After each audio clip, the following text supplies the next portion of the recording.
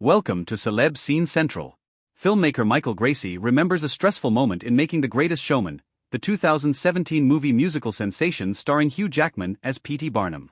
Those around him started questioning the music, including Jackman himself, which seems preposterous today given those songs, including This Is Me and Rewrite the Stars, are chart-topping hits that won awards and spawned an entirely separate album of pop covers. We would never create music as good as what we already had, Gracey tells Entertainment Weekly.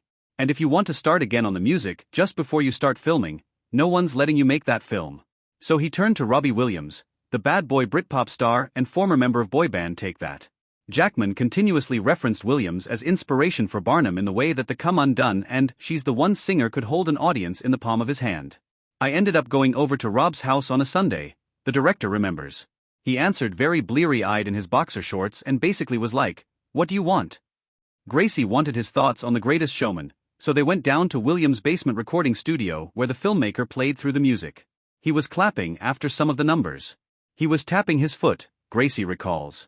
So he sent Jackman a video recording of Williams' reaction, and that's what convinced his star to move forward with the movie. Technically, without Rob, there would be no Greatest Showman, Gracey notes. It's a fond memory in hindsight now when Gracey prepares for the release of his next movie musical, Better Man, which chronicles Williams' life and very much has the same spirit of The Greatest Showman. The chords and harmonies of Williams' music sound similar to the poppy anthems of that cinematic three-ring circus, and the choreography team of Ashley Wallen and Jenny Griffin reunite with Gracey to contextualize Williams' worldwide hits with new dance numbers. In one particular sequence, for which the production shut down Regent Street in London and its Times Square levels of foot traffic for 4 nights, the actors playing Take That pull off a complex ensemble number with 500 dancers to a new arrangement of Williams' 2000 song, Rock DJ. They crash into a giant gumball machine, spilling its candy all over the road and triggering a choreographed move where the dancers trip into their next actions. The scene is actually something I pitched for Showman and I didn't get to do it, Gracey says. Even stuff like that makes you smile. So yeah, it definitely does have the DNA of Greatest Showman. Better Man is far more a dreamlike musical fantasia than it is a straightforward biopic of Williams' life and career. Besides certain scenes that veer into magical realism, let's not ignore the elephant in the room, or rather monkey. The Robbie Williams of Better Man appears as a CG monkey, physically portrayed through performance capture by Jono Davies, Ben-Hur, blinded by the light, and at distinct times vocally portrayed by either Davies or the real Williams, the latter also serving as the film's narrator. All the other characters, however, appear human.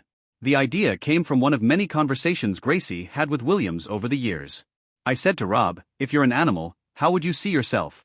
And he immediately said lion, with a big grin, the director says. I thought in my head, no, that's not going to work. So I said to him, really? He paused for a minute and went, nah. Actually, I'm more of a monkey, like a cheeky monkey. The moment he said that, I was like, that's how I want to portray yous. Williams was on board straight away, but the creative risk was a difficult sell to everyone else who's needed to get a movie made, e.g. financiers, studio executives, etc. Those were some of the shortest meetings of my life, Gracey admits. I'd say, just one thing, Rob's going to be portrayed as a monkey. They'd say, in some sort of dream sequence or a little nightmare moment where he looks at his reflection and he sees a monkey. I'm like, no. The entire film. The checkbook would close. It was an insult because I don't know why people thought it was too big a risk. Featuring an entirely digitally rendered character in every scene of a movie might work for Planet of the Apes, Avatar or Marvel, but arguing for that kind of budget in an indie filmmaking arena felt exhausting. Then Weta, the special effects wizards behind Apes and Lord of the Rings, decided to monkey around Williams. They created 3D computer game-style renderings of musical numbers Gracey envisioned for Fee, and My Way, 2 other Williams hits featured in the movie. It's what I showed to the distributors, it's what I showed to the financiers, Gracey says. It's literally how I could convince people that this was going to work. Gracey and Better Man have come a long way since those humble meetings. The final film features far more fantastical numbers, such as Let Me Entertain You, performed through performance capture by Davies at a recreation of Williams' famous 2003 Knebworth Park concert, which turns into a sprawling medieval-style internalized battle between Monkey Williams and all the voices in his head telling him he's worthless. Technically, Knebworth was a huge undertaking, Gracey remarks. However, the Regent Street sequence for Rock DJ remains the most stressful piece. The day before they were to start filming that particular number, Queen Elizabeth II died. There's nothing you can say, Gracey recalls of that moment of pure anxiety. It's 10 days of mourning, then they had the funeral, then they had the coronation. It took us another 5 months to get back onto Regent Street. And just so you know, There's no insurance for the death of the Queen. We had to go and raise that money again. People on the producing side were like, well, you don't really need that number. I'm like, no, no, no. We definitely need this number. It's now one of the best sequences in the entire film and works on multiple levels. Die-hard Williams fans will get a kick out of hearing rock DJ in this jukebox-style theatrical setting. But for audiences, especially in America, who may not even know the singer's name, it's just an entertaining scene. The great thing about an audience who doesn't know him is that they're meeting the music for the first time, Gracie remarks.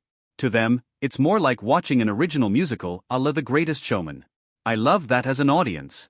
Better Man premieres in select U.S. theaters this December 25 before going wide on January 17th.